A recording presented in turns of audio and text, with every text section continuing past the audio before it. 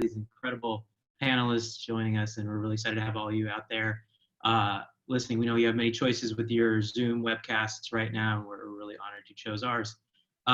This is a really, really important moment for this conversation on a topic that's a lot of years coming, which is this intersection of this whole conversation about climate with not only racial justice and social justice, but also sports.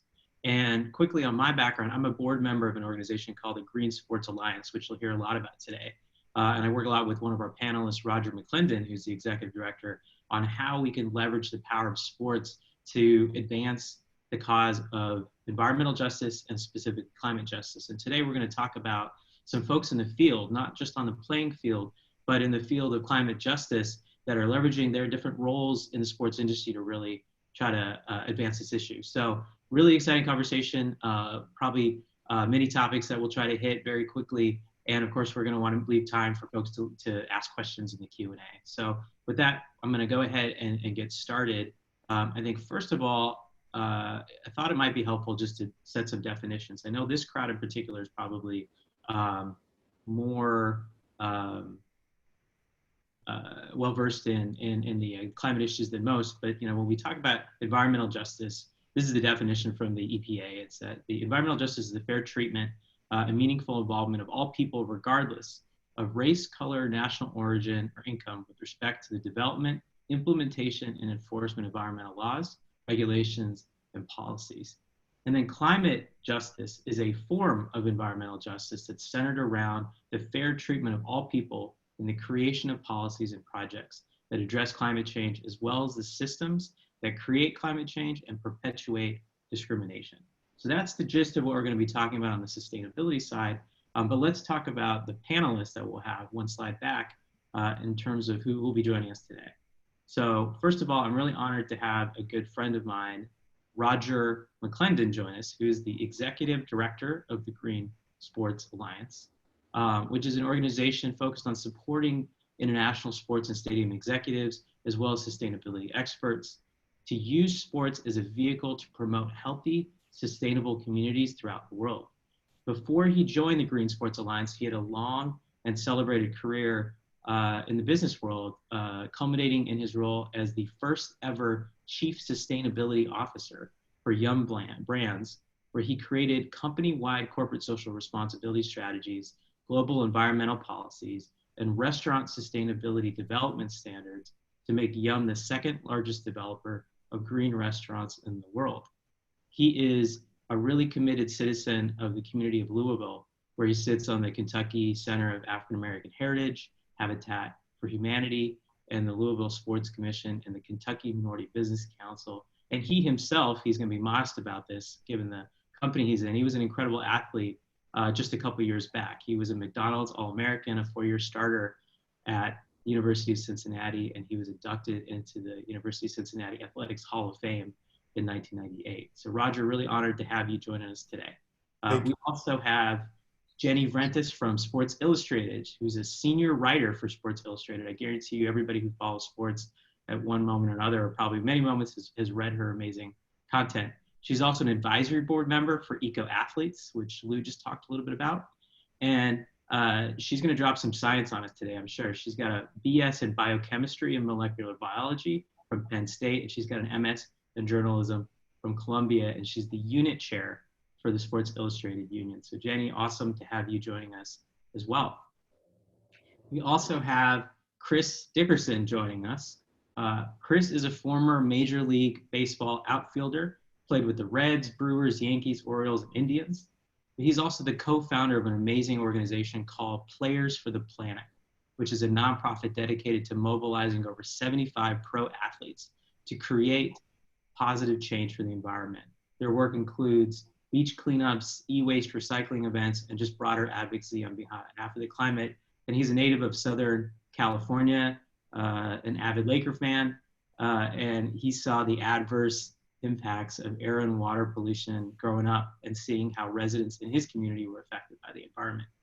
And last but not least, we have a really, really exciting new voice in the conversation, who is Midge Purse, who is a forward for Sky Blue FC and a member of the U.S. Women's National Soccer Team, and a member of the Harvard Board of Overseers.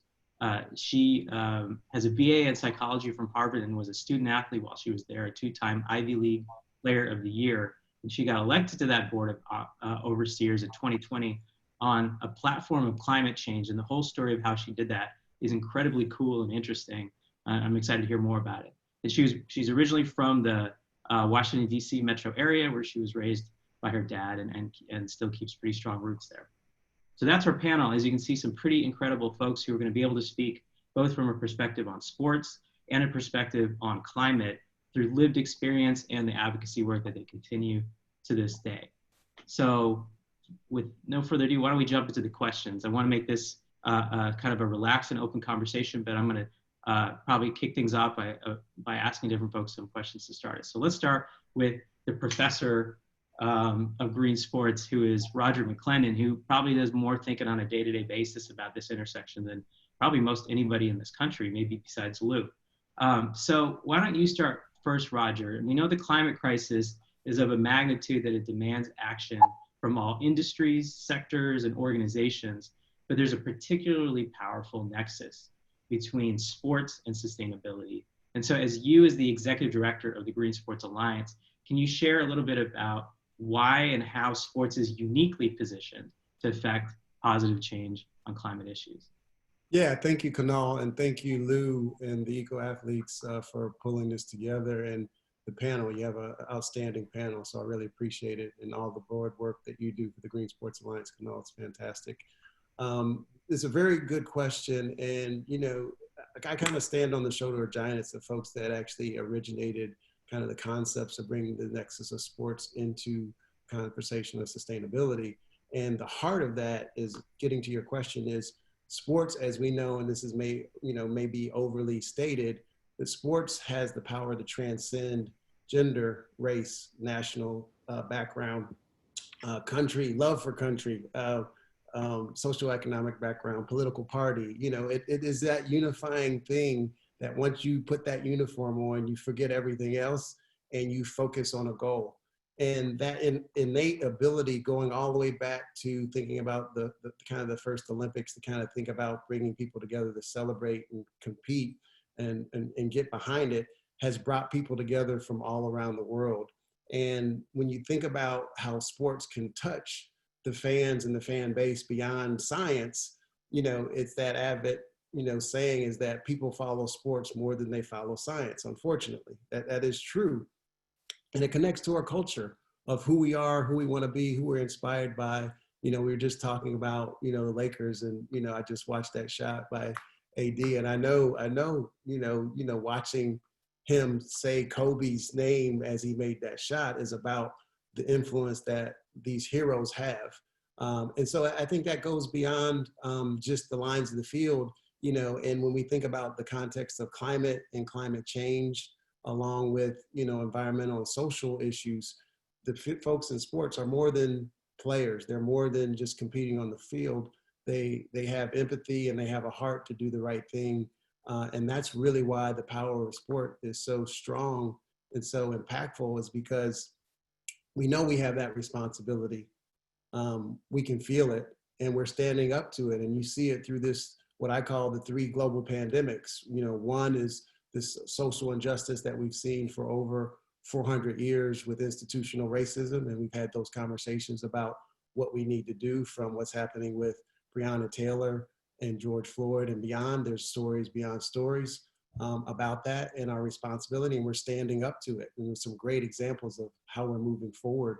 And then you get to this COVID issue around health and wellness. And that relates to the stadiums with sports being shut down. And so our response to that with the NBA bubble and losing innovation and technology to bring us together. And I think it feeds nicely into this idea of environmental justice, which you're so passionate about, Kunal, is where do we need to stand up and go beyond those lines of the field and even push those owners and those organizations and arenas and the stakeholders to go beyond just what we think they're responsible for, to really impact the community in a broader way.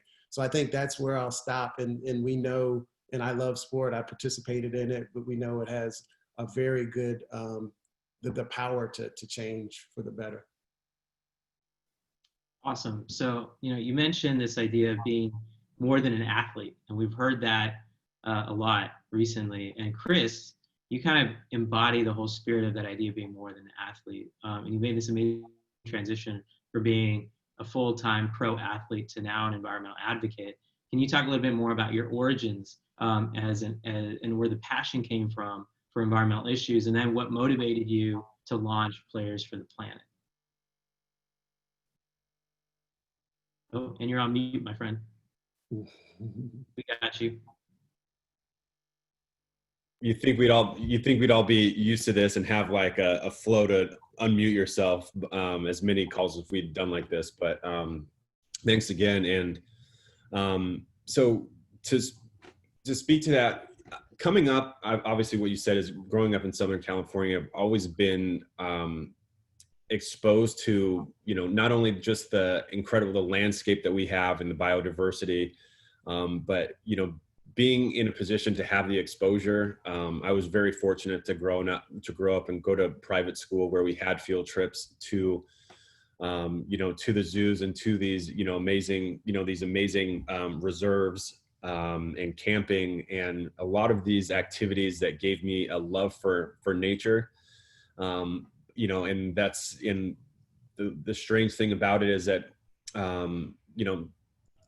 taking that experience and then turning in and having that connection to the environment, but also seeing the blowback from what happens when we're not responsible for our actions. And obviously being in Los Angeles and the amount of smog that we deal with, my eyes were open early when kids couldn't come to soccer practice because of the air quality levels. Kids with asthma, wouldn't show up to practice.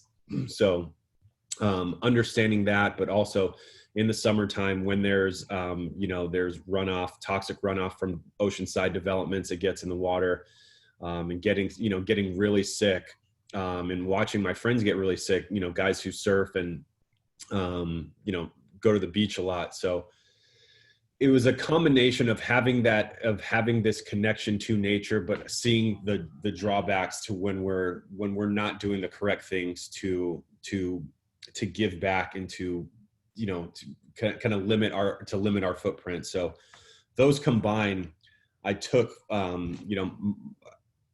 through my life until I got to the big leagues, and it just started as one simple thing where it was a chain of events that, while reading and doing some research, that I wanted to at least try to make a change, after sitting in the clubhouse and watching these guys use the amount of plastic that we do on a daily basis, and kind of putting a tangible number to that. And I think when you think about it as one person, 2,500 or 500 bottles or whatever, it doesn't seem that much, but when you kind of quantify these numbers, exponentially, the numbers are staggering. And that's what happened when I was in the clubhouse in Cincinnati, or when I was still in the minor leagues, is knowing that 1.4 million bottles are being used every single day throughout professional baseball was a problem to me. And so I wanted to do my part and get away from plastic and see what we could achieve by using reusable water bottles. And little did I know that once I got to the big leagues, that there was a yearning for a solution, and in this sustainability space, in this environmental space, for people to make better choices. And so using my platform to help guide and encourage and inspire people to do the same was the fuel behind starting Players for the Planet. And it was just basically started with just me and Jack and 5 other, Southern California athletes that kind of got it and have been through the same experiences. So now kind of taking those experiences to where we are now, and starting to expand into other sports and to learn about other stories that these athletes might have based on different geographical and regional parts of the country.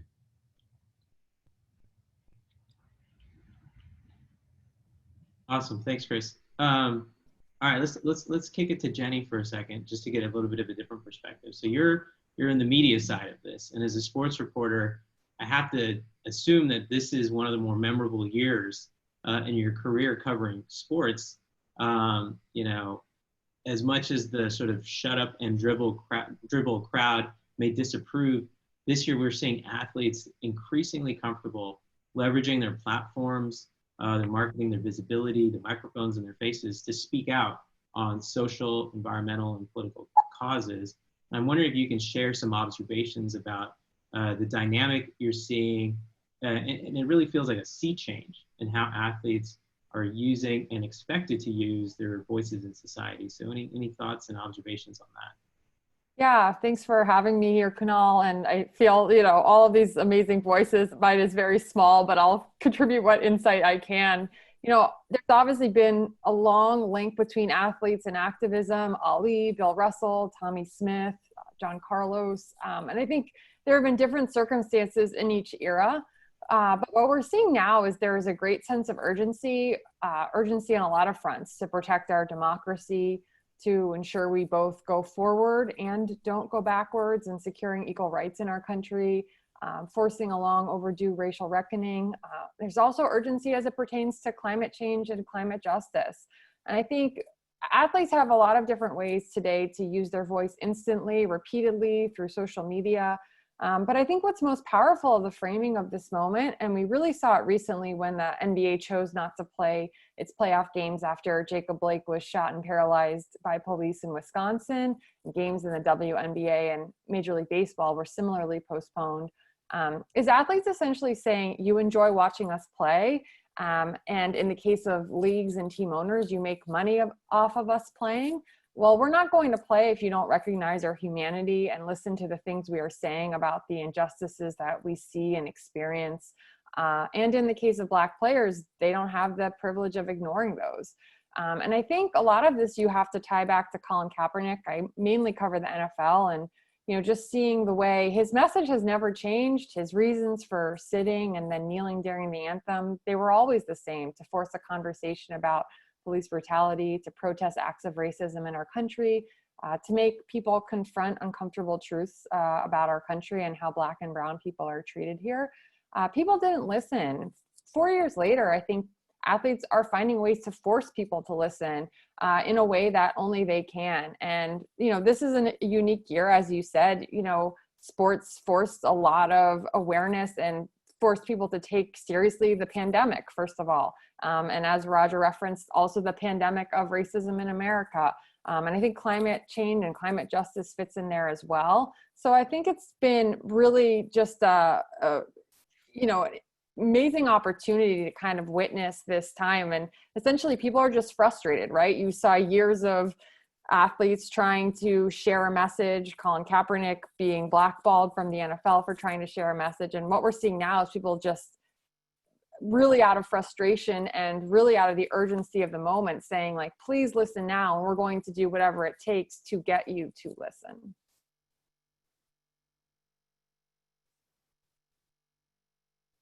No, you're on mute. Dang, I pulled a Chris. So Midge, I want to hear a little bit from you. So we've been talking about different ways that athletes are getting involved, and what Chris was talking about and what Jenny was talking about was really about kind of advocacy and visibility. And you're definitely doing that, but you took another tactic, which is you became part of the power structure. As opposed to just calling out the power structure, you are now part of the power structure, which is a pretty epic thing to do. And it's pretty impressive to do just a couple years out of college. I remember when I graduated, the last thing I wanted to do was go back after busting my butt for 4 years. And yet you're just a couple years out of college, and now you sit on the Harvard University Board of Overseers. So tell us a little bit about that whole process. Like, how did you decide to do that? You're kind of busy with this day job of being a pro athlete. And then how does this connect to climate? And then also share a little bit about your background too, and how you grew up, because I think that's interesting for folks. Yeah, thank you. I guess I'll start with my background, because I guess it all would flow better that way. I'm from Silver Spring, Maryland. I grew up with just my dad, my brother, so it was a huge boys' house. And it was just the best time ever. Played soccer all growing up, and took me eventually to Harvard, where I had a fantastic time. I really enjoyed my time at Harvard. And I think that's really my entire motivation of running for the board. I had a fantastic time at Harvard, and I wanted to give back to the school in a way that I felt was extremely valuable. And I thought that they were really missing inclusive governance and transparency, and then a better response to the climate crisis. I mean, we're in this time right now where I like to say there are 5 crises going on. We have the health crisis that brought on the economic crisis and then we have a moral crisis when it comes to racism.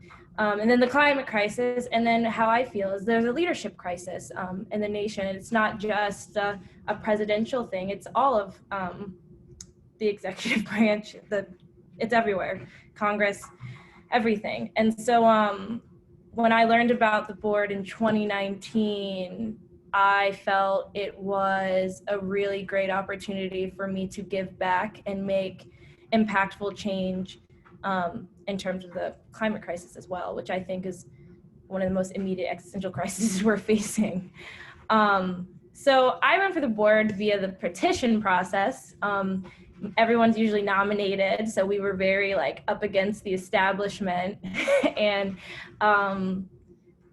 we got a lot of pushback from people who I didn't expect to get pushback from, but we also found a lot of support. Obviously, 3 of us, I ran on a slate of 5, and 3 of us made it onto the board. So it's fantastic. I'm enjoying my time. I'm enjoying speaking to everyone else and seeing the best ways that we can use interdisciplinary work to further education and research on the climate crisis. How can we get more facts out there and get people to believe more facts? How can we help education, like the entire system of education, to respect the climate crisis? Because I think in higher education, there is a consensus that the climate crisis is real. It's not this debate over whether or not it exists or not. It's a debate on how to resolve it and whether or not divestment is the right way to do it. I mean, Harvard committed to being, I think, carbon free by 2050. So they acknowledge that this is an issue, but I'm really energized to help advance the approach to everything. Awesome. So a couple things, just a reminder again to folks, if you got questions throughout, don't be shy. We'll probably wait till the end to start answering them unless they make sense to integrate, but please feel free to use the Q&A box to put in questions. And then we also have a couple poll questions that we're asking everybody throughout. So we have the first one coming up here, which is basically a test on if you agree with what we've said so far. So please take a moment to fill that out. What do you think is the appropriate role of sports teams and athletes in the climate conversation?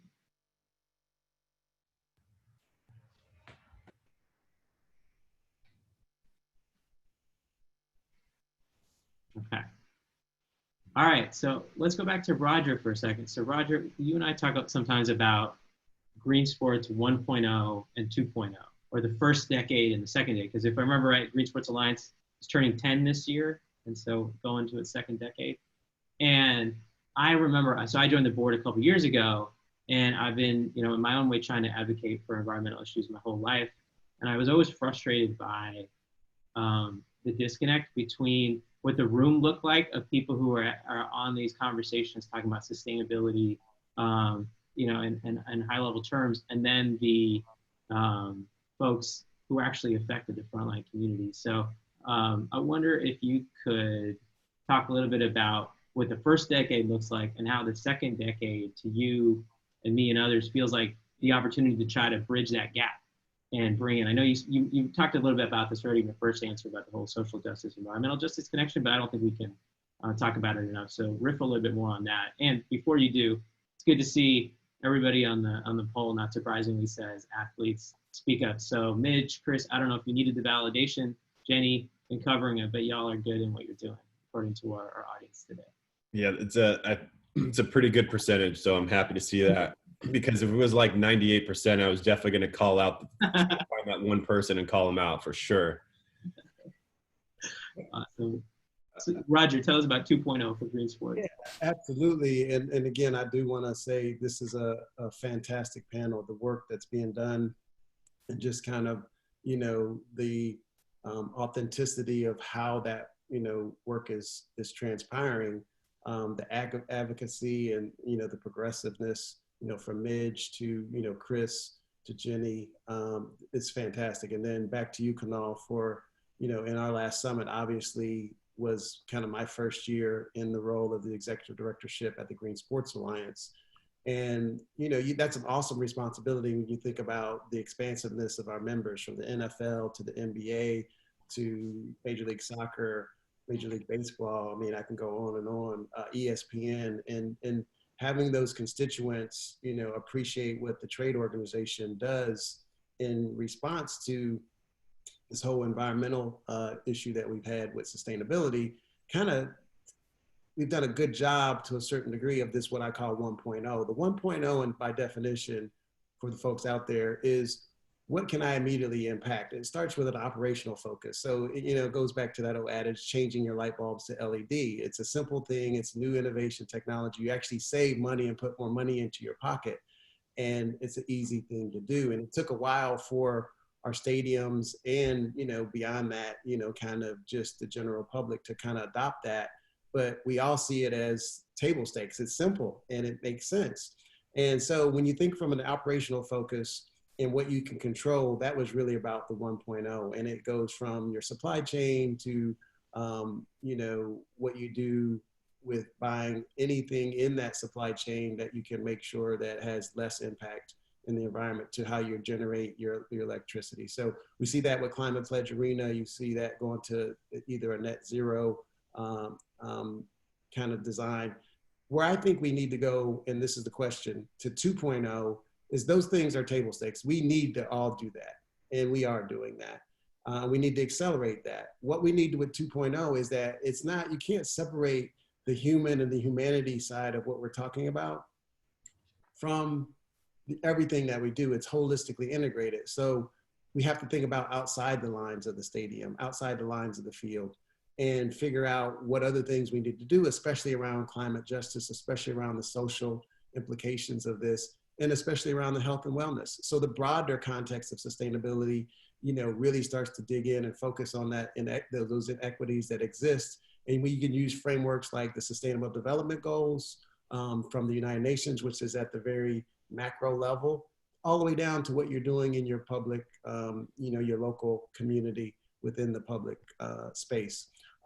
So leveraging circular economy, I know Chris and I talk about that, from e-waste and drives that you can do that are hands-on, to really putting policies in place in governance that Midge was talking about, to see what are we actually, how do we hold ourselves accountable? Where are the metrics here? Where are our scorecards? We are about performance when we talk about sports and athletics. So how really are we doing? Let's talk about transparency and reporting. Let's put systems in place that put us all on an equal playing field, and let's share best practices through innovation and creation of innovation that drives us from the local and the micro all the way to aggregate impact, collective impact that can drive us as a country, that can drive us as the world, as we start to think about how we're all interconnected when we talk about these limited resources and how we treat one another. So that's my vision for what's next for 2.0 and what's the next decade of work. We really got to expand this out, and we really got to start to figure out how to hold ourselves accountable and set some real, aggressive goals, and if we're going to hit some of these targets that we need to. And leadership, I love the 5 points, the 5 crises that you were talking about, Midge. I love that. Leadership should be at the top of the list. And we need to start with our leaders to kind of figure out, who should be in position to take on that challenge. Amen. And on that note, a question to Midge, but actually I'm going to start with Midge, but I want everybody to weigh in on this. So Midge, you and I were talking a couple weeks ago about the denial issue, right?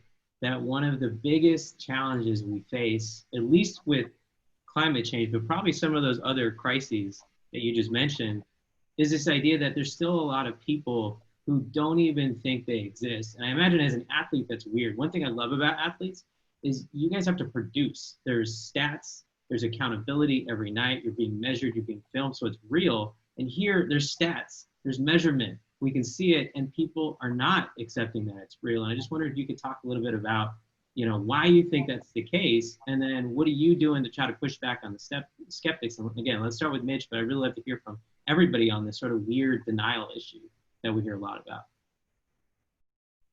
Yeah, no, it's crazy. I have teammates who I get into debates with about whether or not the climate crisis is here. And that's part of the beauty of sports. You know, it connects you with people from all over the place, not even just domestically, but internationally when it comes to my sport. Yeah, I have debates with people all over the place. And I think the divide is in large a part of, it intersects with technology nowadays. And, you know, there are cohorts of people that are most likely to believe conspiracies, and they're targeted with misinformation by like these different social media platforms like Facebook and TikTok. And that's crazy. That we literally have search engines that are customized to each of our individual search results and definitions.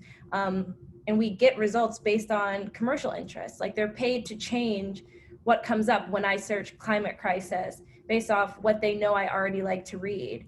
I can search climate crisis and it will say, oh, is an existential crisis. But my friend who lives down south can search climate crisis and it will say is a hoax. And that's an issue when it's literally technology feeding different realities to people. And then what happens is that we all do form our own unique reality and we piece together different things, anti-vacciners, race, is systemic racism, like what's actually real and what's not.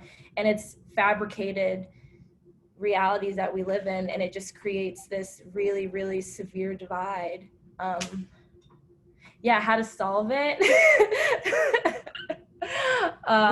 Here, so you gotta have solutions now. You've been on Yeah. a couple months now. We need answers.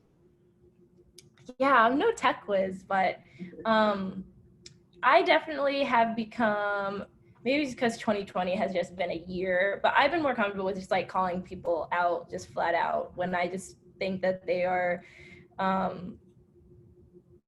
lying and saying things that are false. I mean, I'll have debates with people over facts and we'll pick it up and we'll research. And I think that's one way to do it. But I think another way to do it is that we need to find technological ways to put out facts in a way that is entertaining to my generation, in a way that we will absorb it the same way that they're absorbing misinformation.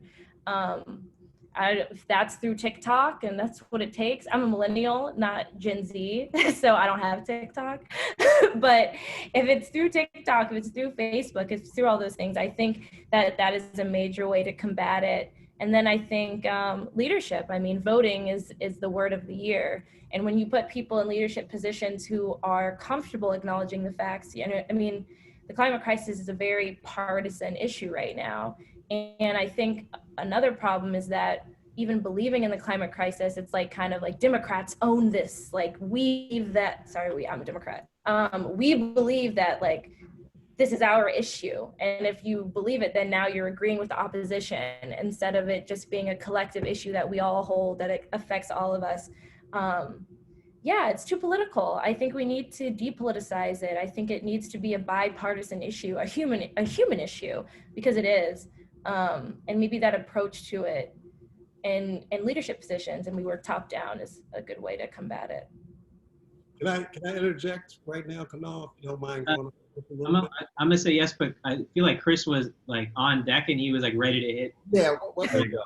because I'm Good point. I'm glad you saw that. I was dropping the donut. Like I was walking. My walk-up music was playing already. You had like the invisible snaps going on. I had to give him the mic first. So. Yeah, I was. Yes. Sorry, Roger. Just wait your turn. Put on your helmet. Or Chris. No, to what Midge was saying, I think part of the frustration, and she can probably agree with me, is like you understand, like being in California and being around people who understand, you know, that because it's a progressive state, you're around people, and if you work at a certain company, likely you're in a like-minded position and you guys are working towards a certain goal. But being in California, the outlook is a lot different, and how we reflect on climate change and the environment is different. But if me and Midge, it's like you get guys from people from all over the country who have no understanding at times, and you understand how great the divide is and how far behind the general, I guess, majority has to understand where we're at with this problem. And that in itself is just kind of like what I've experienced over the last 10 years is just kind of, it makes me kind of wonder. It's frustrating. And even when I started to think about it, I don't really get into the climate part. And that's the one way to like mitigate the argument and getting into the debate is like, I just tell them, let's take climate change. So if it is a hoax, let's take that out of the equation. Let's just save ourselves another 30 minutes of arguing and just say that climate change isn't real. Fine. That still doesn't mean that our species are being extinct and disappearing at an alarming rate. That still means you know, doesn't attribute to the fact that, you know, 6 of the major fishing regions on the planet are at complete capacity or are overfished. Let's say that we simply do not have the natural resources to, even if we were not to go to sustainable technology, we simply don't have the natural resources, the trees for everybody to go to like natural heat and just use firewood. Let's just say that we're not, you know, a third of the world's topsoil isn't gone from over farming. Okay, fine, I will agree with you, but you have to look at what we have done physically every day, just from the loss, how we have destroyed the natural biodiversity. If you don't understand how that relates to climate change, fine. But let's just say that this is an incredible problem of what we have. If you want to go on a safari, just know that within 5 years, climate change has nothing to do. It's the fact that we have single-handedly, as a species, destroyed half of the life in Africa. So if you want to go see lions, it's probably because we killed off half of them. So fine, climate change isn't real, but man itself, we have destroyed so many resources and have killed off so much biodiversity on this planet that is essentially, we're going to have to live with that. And that in itself is going to be, we're all going to be affected by that. You know what I'm saying? Even if people debate the cause, you can't deny the effects. That's what you're saying. Absolutely. Yeah. Okay, that's interesting. Roger, go ahead. Yeah, before I jump in, you know, because I know Jenny, you know, you brought up some great points, and this is really kind of your field of expertise. And really what I wanted to say was there's 2 major points that Mitch has brought up. The fact that we trust, if you looked at Edelman and the trust barometer and some of the data points, is at its lowest level because of institutions and what we have discovered about, you know, what the institutions actually do and the impact they have on us. And so when we think about misinformation and how that divides us and how these big social media networks are making their money by controlling your eyeballs and keeping your eyes, you know, on the material they want, and then, you know, providing incentives for you to click more and buy more, is intentional. And those inventors who have locked into cognitive and psychological, you know, kind of behavior and understand that, have designed those systems to be such. And so we can't, you know, talk our way out of this argument without talking about technology and what that influence is doing to us, not only from this climate conversation and the social conversation, but as humanity. And I think that's the division is real. If we look at what's going on around the world, because this is a global conversation. When China sneezes, US catches a cold. We saw what happens when the air is polluted and how it goes from one location to another. So the fact of how do we attack this is exactly right. We have to understand what is rooted in truth and how do we get that to be the real question, the real answer, or the real foundation to how we build on top of it. And if you can't anchor anything in that, then you're going to continue to have chaos in this division. And climate's going to be impacted by that because we won't have unification of what to do. And so I think we have to address that. We have to talk about it. We have to hold those companies accountable. And we do have to jump into it. So I wanted to ask Jenny to see, you know, when you do your research and when you do publish a report, you know, how can we get to this point of truth so people can be on facts? Because the world is not flat, but I know we had that conversation a few years ago. There's no way we should even be talking about that, right? Yeah, I think it's a really good point. Building off of that and what Midge referenced with some of these, erroneous facts being circulated as if they're truth. I really think this is an important time for journalism and media to not only emphasize the facts, because reporting has always been fact driven, but also to correct in real time inaccuracies that are being laid out. And it's become more important than ever right now because we have leaders that repeatedly share inaccurate facts. And just because somebody in a position of power says something doesn't mean it's true. And a lot of times it's patently false. And there are consequences when falsehoods are being shared. And so I think one of the biggest purposes of media now is to make clear what the facts are and to also correct things that are being said that are not rooted in fact. And I do think there's been an interesting shift a little bit in the media landscape. And I think a lot of media organizations are sort of confronting this idea of, yes, you're supposed to be neutral and you're supposed to present both sides, but both sides are not equal, right? And so if one side is rooted in inaccuracy, you can't give that side the same weight you can to something that's rooted in truth. And I do think there has been a little bit of a shift in coverage, largely out of necessity, because when you see so much misinformation being shared and that shaping narratives that are damaging to the future of our country, to the future of our planet, whatever the topic is, you have a responsibility to correct those. I think that's a great point, but there's a follow-up I have for you, Jenny, which is sort of, you're still working in a business, and there's still politics, even in the sports media, and you're not a climate reporter, you're a sports reporter.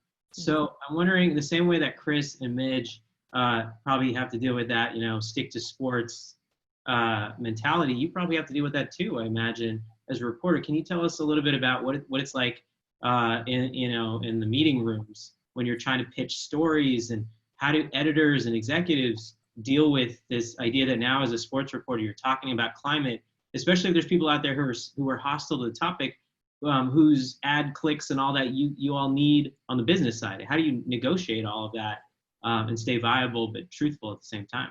Yeah, no, it's a really good question. It's honestly something that I wrestle with a lot, mainly from the fact of, as a reporter, there's so many interesting topics and issues to cover. But sometimes working for a sports publication, you're somewhat limited to presenting them with a sports tie-in. And so I do struggle with that a lot.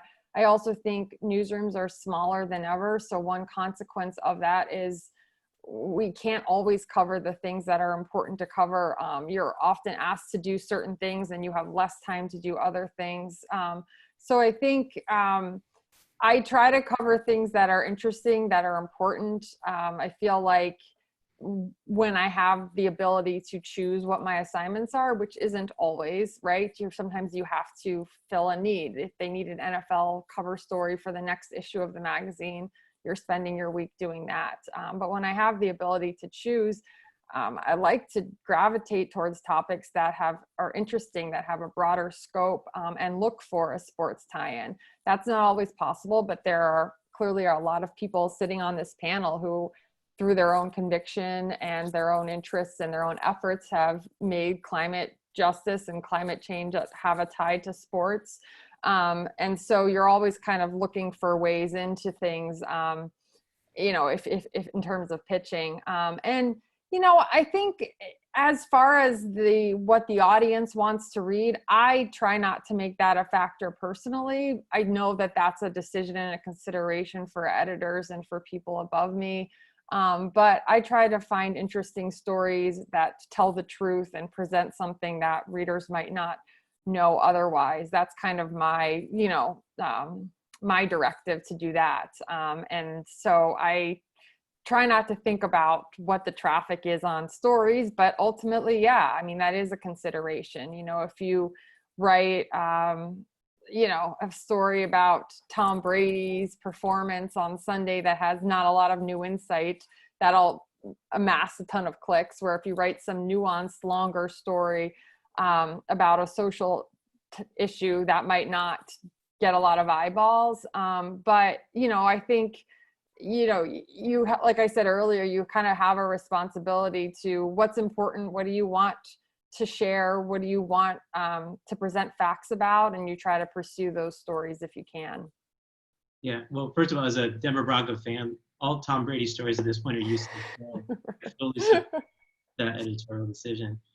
So we've been talking a lot about the skeptics, but I want to talk about supporters, and I'm going to jump in for a second and pick on our self-appointed resident millennial Midge, because it doesn't always have to be a conflict, right? Like, I'm wondering if you've seen in your generation, or even with the players or the fans, especially as a member of the women's national team, if the fact that you're being more outspoken on these issues actually engages your fans more, that it's a win-win as opposed to this sort of uncomfortable tension. Is that what you're seeing among younger people, or at least the soccer community?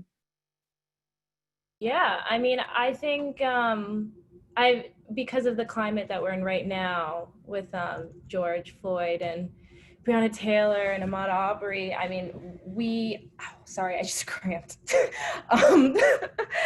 We have been focusing more on race, and I'm a part of the Black Women's Player Collective, which is the soccer Black Women's Collective, and I've seen many of my teammates make incredible strides in their education about race and things like that. So yeah, no, I mean, I think that there are a lot of positives that you get talking to people. I think I've seen it in terms of climate. I've seen it in terms of race. I've seen it in terms of healthcare. And it's really useful. My generation, I think we're inheriting this problem. So we're really rallying and galvanizing as many people as we can to combat it. And I'm hopeful. Yeah, awesome. Now, Chris, I remember you and I were talking a little while ago, for all the sticks to sports people, there's also people who think that athletes don't do enough. And the famous example is Michael Jordan. People said he should have been more outspoken on social and political issues. Republicans buy sneakers too, all that. And it's easy to say that, but I'm wondering if you could speak to some of the perils that athletes face too. It sounds easy, but there are downsides and risks when you, as an athlete, stick your neck out on a topic that can be polarizing, that are real. And I wonder if you could tell a little bit about either what you've experienced or what you've seen some of your colleagues experience. Yeah, and it's a slippery slope, because you always get put in the position that you're always one sentence away of alienating your fan base. And what Midge was saying is, with baseball especially, we have two different demographics as far as sports fans. Like, everybody knows that soccer fans are much more inclined to it's more of a kind of international sense, like to understand and to appreciate the game. But what we've seen, especially in baseball, the NFL, it's been different. It's been different. I mean, it's almost like to levels where it's like scary. What happened in Kansas City a couple weeks ago, and these guys really trying to make a statement, and to have that type of blowback was flat out disgusting. But when you speak on race, it's always, and I just think it's just a sign of the times too, that just makes it really difficult, being in 2020, as opposed to when, Jordan was, doing his stuff. And it was also, he was in an era also where she's probably very fortunate enough, which it would have been, his role would have been reversed in a more valuable way. The fact that he was so quiet in an era where everything that you say is under the microscope, and everybody has an avenue to attack you. So whether it's social media, Twitter, I mean, just anybody can say anything. They can take it out of context. It's wild to understand the dynamic of the media these days, as opposed to when he played. So it's very difficult, and that's why it's very important to, if you're going to speak out, that it's educated and you do the research, because there always is that chance that you could be alienating a large part of the fan base, the front office. There's just so many different collective units that go into a sporting organization and a team, and as if you step over that one line, that it could have consequences with the team, with a teammate, with a insensitivity, like a gender insensitivity. So it's very difficult to walk this thin and very, very thin line between being vocal and and of course not offending anybody. But that's also one of my favorite memes of all time, is like, you know, trying to make a joke in 2018, and it was the guy from, you know, the guy doing the laser show from Ocean's 13, just trying to avoid everything at all costs. So, you know, it's tough, but for a guy that's that big, I can understand why you wouldn't say anything, just because, you know, nothing you say is going to be right. You can't please everybody when you're that famous. And, you know, I don't think it was till the documentary came out to understand how popular and how famous Michael Jordan was. And for him to stay out of a lot of these things, you know, who knows what the right answer is there. Yeah. Very cool. There's a couple of additional questions coming on that are good ones. I'm going to save them for the end, but you know, I think one observation is we've been talking a lot about the skeptics, and there's folks here who want to hear about the supporters. Midge kind of touched on that a minute ago, but during the questions, we can talk more about the movable middle, and how all the work you're doing is bringing folks into the tent, or getting folks excited who are already in the tent. So we'll come back to that. But why don't we have another poll question that really has to now ask your feedback about, we've agreed that these guys shouldn't stick to sports, but okay, if they're not gonna, what do you think they should do? And you can only pick one, but these are some options here. For which of the following areas do you think sports can have the most influence in the climate conversation?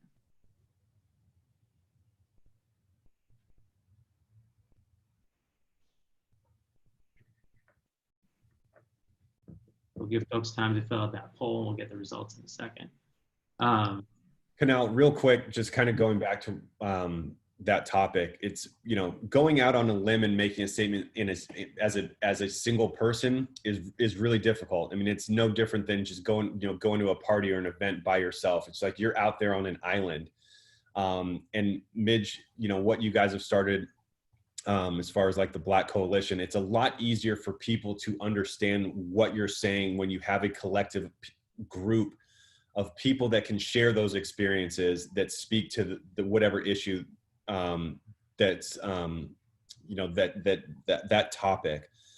So I think it's a very difficult thing, you know, if, you know, Michael Jordan being like, to go out on an island to make a statement on certain things, it's very difficult, as opposed to what we're doing at the Players Alliance, which is, you know, 100, you know, Black, you know, African American players, to understand that this isn't one person being like, hey, I think there's inequality in the game and that we need, you know, X, Y, and Z to be kind of infused and integrated in MLB. No, it's an entire population of people in this game that have similar stories, that understand that this is an issue and have personal experience on a daily basis in this game, that we can agree that we need change. So I know Midge, you have to understand that, you know, there's strength in numbers, and there's a certain sense of security when you have other people that can form an organized group to tell these type of stories.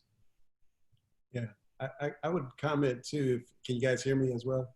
We can hear you. Go ahead. Yeah. So, you know, and Jenny, you brought this up, you know, and you can go back in history, even our U.S. history of folks standing up, you know, without the collective, you know, and you can think about those sport heroes like John Carlos and Tommy Smith, Ali, Bill Russell, and those that you mentioned, Jenny, that didn't have a support group necessarily. They kind of tried to, Jim Brown, they kind of tried to come together to represent the issues at the time, but they put it all on the line. You know, Ali was stripped of his belt, and he was actually, you know, on par to go to jail. I mean, he was really to go.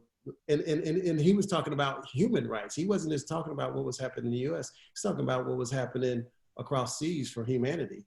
So what we have to do is we have to make individual choices. And I mean, inalienable rights and what we fought for, freedom and justice, those concepts are not given. You have to earn and struggle for them each generation, as Michelle Obama will tell us, right? Others will tell us. John Lewis will say, those are not guaranteed. So I think in the context of sport, you know, we can't be fearful. Everybody has to make their own choice, but we have to stand up for what's right. And I think at the end of the day, it's not about the job or how much you're getting paid or how many fans are following you, or, you know, you got to make a decision here. And I think that's allowing us to do that in a much safer way. It's unfortunate that, you know, Colin lost his job to be able to do that. And now it's, you know, and another thing I want to bring up is, I hate when things get co-opted, right? You know, culture gets co-opted and these kind of positions get co-opted. You know, the authenticity needs to really be there. And I think that's, you know, a lot of times for athletes, including myself, wanting to hesitate sometimes to make sure, hey, is this going the right way? Or is this kind of just a marketing, you know, we get to that point of greenwashing. Is this real? Is this going to have some impact? So I think there's some things that we need to consider, but the good news and the good point is there's a lot of great work from the Pac-12 and the John McClendon. And John B. McClendon was the first African-American coach to coach basketball, studied under Naismith, and they're doing a big scholarship fundraising to promote the development of athletes into administrative roles versus just what they can do, you know, on the court or on the field. It's how can they get into management and how can they get into leadership roles. And so those kind of, you know, leadership people stepping up and investing, I think is really what we want to address as we start to talk about it. Athletes should be protected to not just shut up and dribble, but have an opinion and be protected and not have any backlash. And I think in you know, when you're in corporate America, you have those protections through the HR and the HR handbook, right? And so I think that should be across the board. Last thing I'll say is this has been an unbelievable panel. I think we can go on for hours, but I'll turn it back over to you, Kunal. Yeah, well, we got a little bit more time, so we have a couple more questions for the panel, and then we're getting some comments that I want to address too. But looking at these poll results, we see that, you know, first of all, this was a trick question. The answer is all of the above. But we wanted to force choices and see what people would say, and it's clear that, you know, based on our audience's perspectives, the marketing, the public relations, the media piece of this is really powerful. And I think all of you in your different ways have talked about this, and Jenny, no pressure on being the messenger to drill this correctly. But I want to talk about what Roger just mentioned, which is the risk of allowing, as athletes or as public figures, for symbolic acts to substitute for structural change. That, you know, wearing a jersey or making a certain gesture in a moment is somehow seen as adequate. And again, you're athletes, y'all are busy with the training and pursuit of excellence in your sport, but maybe, I don't know, I'll leave that kind of open to everybody. Like, how do you navigate that? How do you make sure that the symbolic stuff does matter, but it doesn't get people off the hook for the really structural issues that need to be addressed? I'll leave that open to anybody. Yeah, I mean, I think you said it. The symbolic is important, and so is the actionable, whatever you're going to do to follow that. It was a conversation that happened when in the NWSL, many of the Black players and the teams were kneeling. Conversations in the locker room were like, okay, but what are you guys going to do now? And we're like, we got it. Like, don't worry about it. Like, we're going to do something now. And now we're working the polls. Like, we're getting as many NWSL players as we can to work the polls, which is going to be an absolutely incredible thing. And it has a direct impact right now on progressing social justice and everything else that we want to stand for. So I think that it's important to get people's attention. It's important to bring awareness around issues and whatever else you're trying to stand for, and that they go hand in hand. They're a tandem. Yeah. Okay, the last couple of questions. One just to Jenny again. Now that, you know, we've established that athletes are particularly positioned on this sort of media marketing PR lens, but you and your industry are still the messengers, and lived experience counts, right? Having people who understand the issues firsthand and have seen what these athletes are talking about matters, and it affects how this is covered. And it's, you know, it's not the easiest question, but, you know, as we have this collective reckoning on all these justice-related issues, what do newsrooms and media outlets need to be doing to make sure they reflect the diversity, at least of the players and the fans and the communities they cover? And what are the dangers if they don't do that? And does it create blind spots or issues that could affect how this message gets translated? Yeah, I think that's one of the most critical questions for media organizations right now. I'm the unit chair of our union at SI, and diversity and inclusion is like our top priority as we work to bargain a contract and try to get some of these measures in place so that management can't back out of them. I think in many cases, the lack of diversity in newsrooms is actually underrated. You know, at SI, layoffs, cuts, departures, we have no senior writers of color, and we are worse because of it. And it's really embarrassing.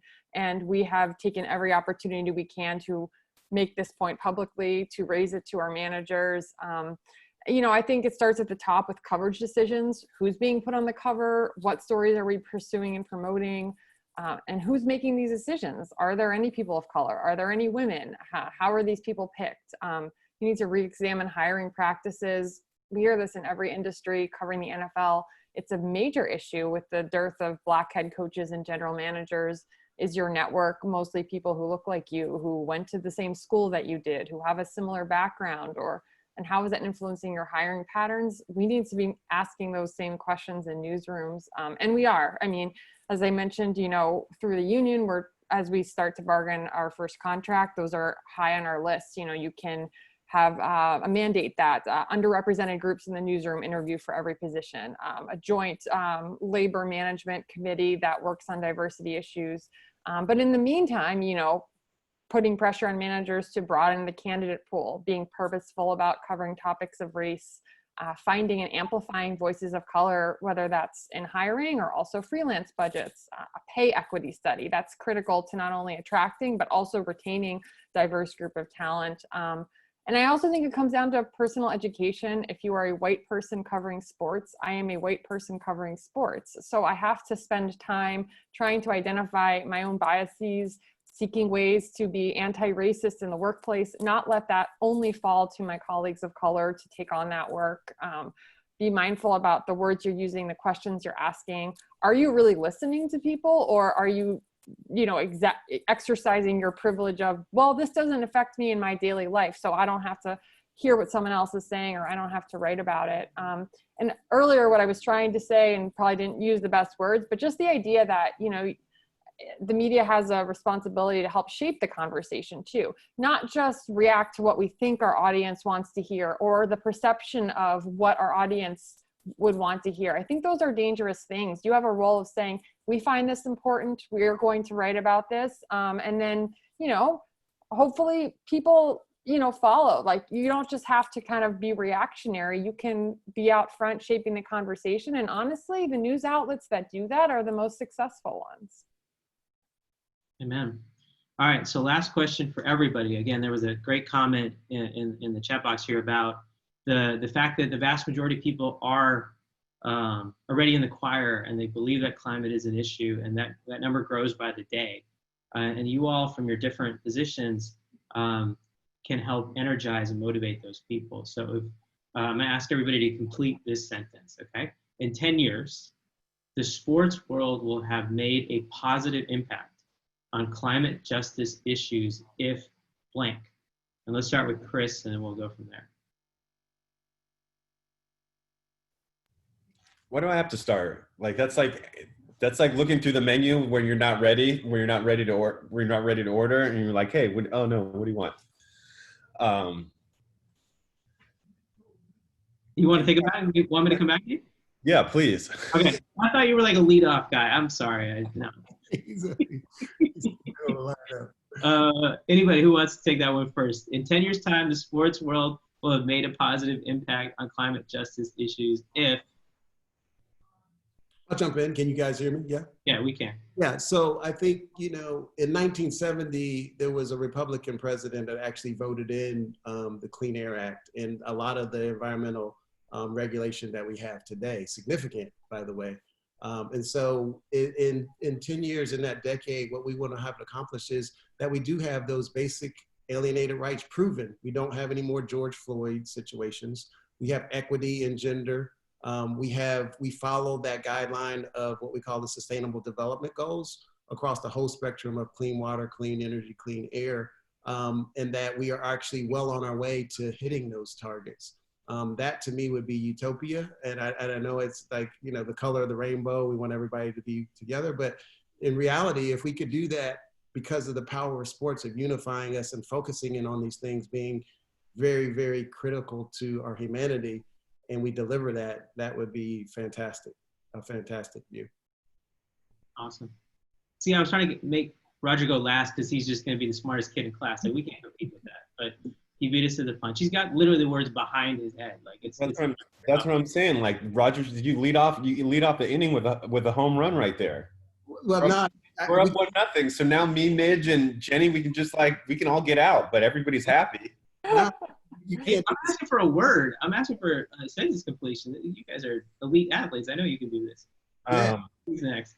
No, but to what Roger was saying, and what Midge was saying is it starts with leadership, and the leadership right now is we can all agree is askew right now, and but within the sports industry, it starts with leadership. It starts with the major sports organizations to come together to really make a concrete decision that they're going to commit to some type of pledge. And it's not just kind of a greenwashing thing where it's like, hey, come out and we're going to have recycling bins, because now we know that that's not an issue, but they're going to have to go above and beyond, especially with the amount of waste that's created in professional sports, that they have a genuine opportunity to really lead by example and provide large scale solutions on a daily basis. Just as, what's being done in Seattle, what's being done in San Francisco, who are two of the most progressive teams in professional sports, is having a goal for every team to divert roughly 80 to 90% of their waste away from landfill, and to find useful ways to use food scraps, compost, to get people to use reusable materials, and then to continue to build these amazing LEED certified buildings. And, as Roger and I discussed too, is to take that to the youth spaces and to reimagine how these spaces can be built, and to repurpose urban spaces to give more kids in the inner city more opportunities to play the great game of baseball.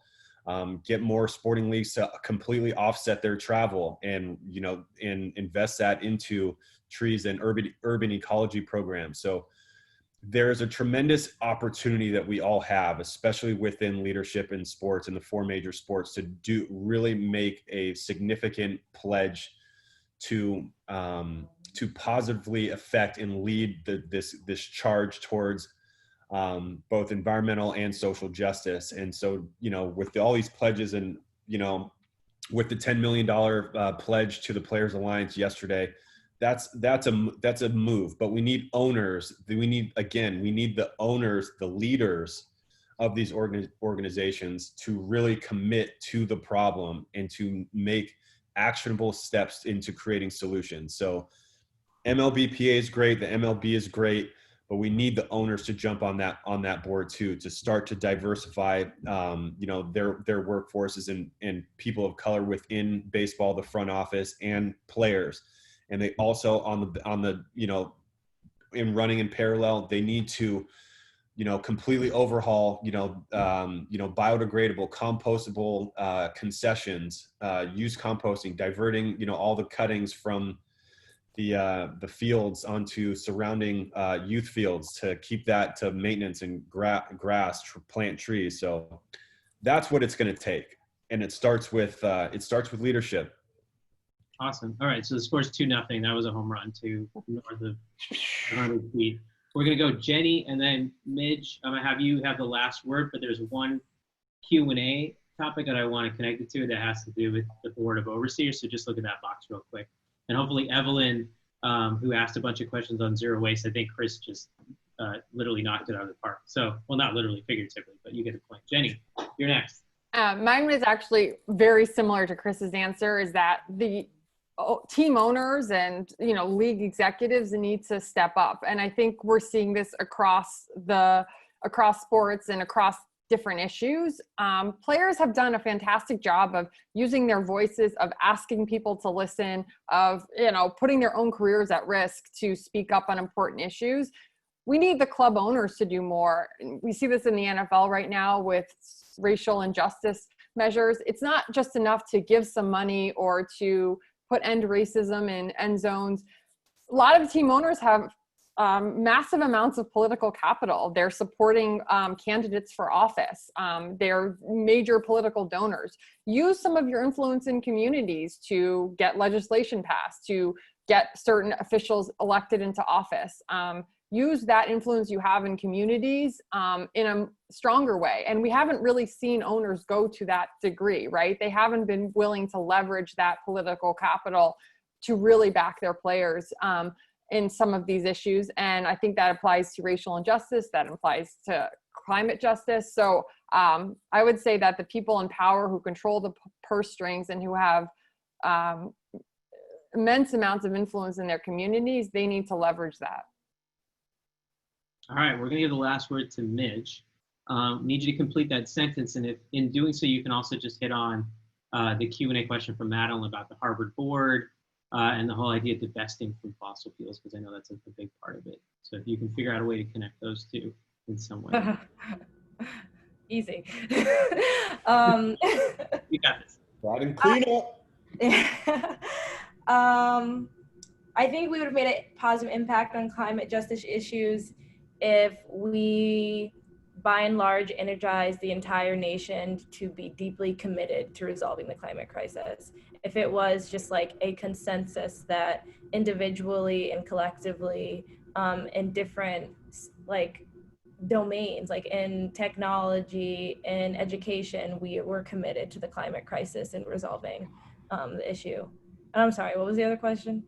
Just quickly, if you can touch on the board of, in your capacity as the board of overseers, the request for the university to divest from fossil fuels, and there was a demonstration at a football game. Do you know about any of that, or if not, we can. Oh yeah, I do. They stormed the field at the Harvard-Yale game, not last year, and that field has no lights, so it was an afternoon game. So when you delay a game like that, like you can't play in the dark. It was disruptive.